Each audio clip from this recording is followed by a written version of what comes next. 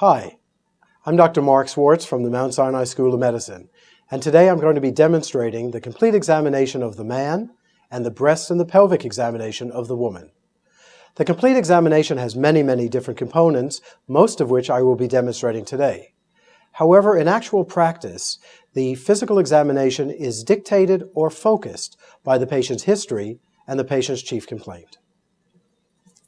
Mr. Johnson, hi, I'm Dr. Swartz. Hi, how are you? How are you today? Okay. Good. Before we begin the examination, I'm just going to wash my hands, okay? Are you comfortable? Yeah, I'm fine. Okay, great.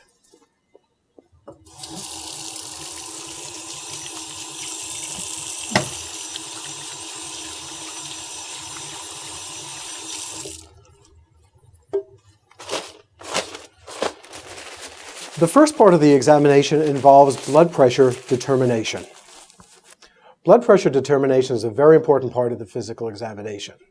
It's very important, however, that you use the proper size cuff for the patient. If one were to use a large cuff for a person's arm which might be small, you would erroneously record a high blood pressure. And the converse is also true. This is a standard adult cuff. And this is the type cuff which you usually will have in examination rooms. There are three other cuffs.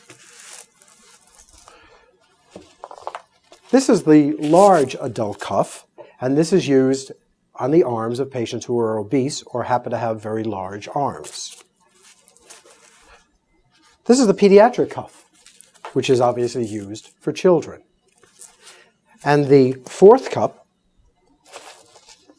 is the thigh cuff, which is used for blood pressure determination in the lower extremity. Remember that blood pressure in the lower extremity is always higher by about 15 to 20 millimeters than in the upper extremities. This is applied to the thigh, and the stethoscope is placed in the popliteal fossa for evaluation. The first blood pressure is always assessed by palpation.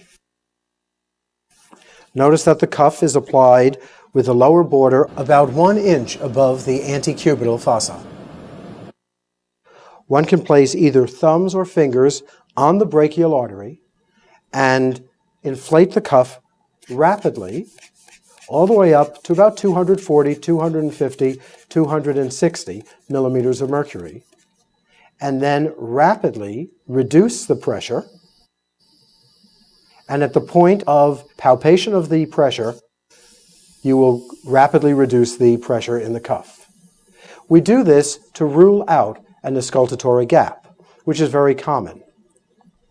Now, after we've ascertained the peak systolic pressure, which was about 120 in Mr. Johnson's case, we will now do blood pressure by auscultation.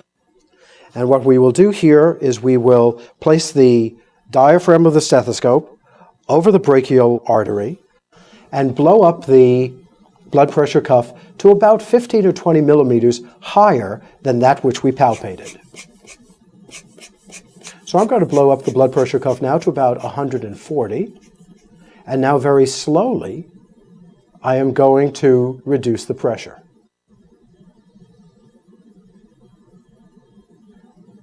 The first sounds were heard at 120. The point of muffling was at 80, and the point of disappearance was at 75. So Mr. Johnson's blood pressure is 120 systolic.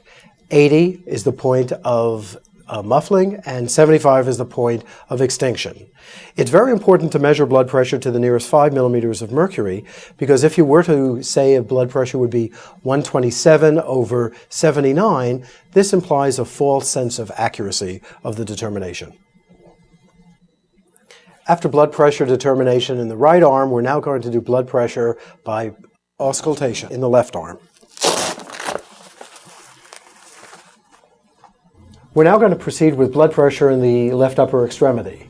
We only have to do blood pressure by auscultation since we already know what the peak systolic pressure is. Mr. Johnson, may I just lift this up? Remember that the brachial artery is medial in the antecubital fossa, and the blood pressure cuff is applied just as we did for the right arm.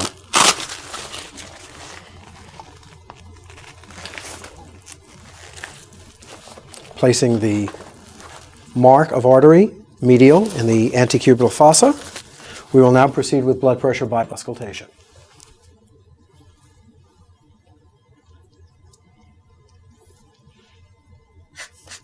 We will pump up the blood pressure cuff to about 20 millimeters higher than systolic and deflate the cuff slowly to record systolic blood pressure and diastolic blood pressure.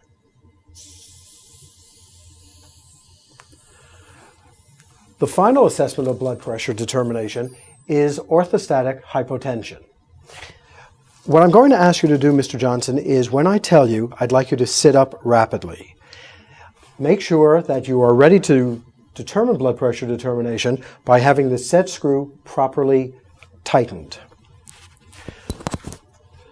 Mr. Johnson, I'm going to ask you to sit up in just a moment. Okay, are you ready? The set screw is tightened. And please sit up for me now.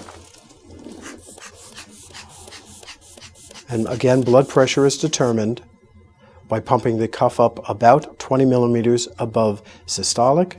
And we now record the systolic and diastolic blood pressures.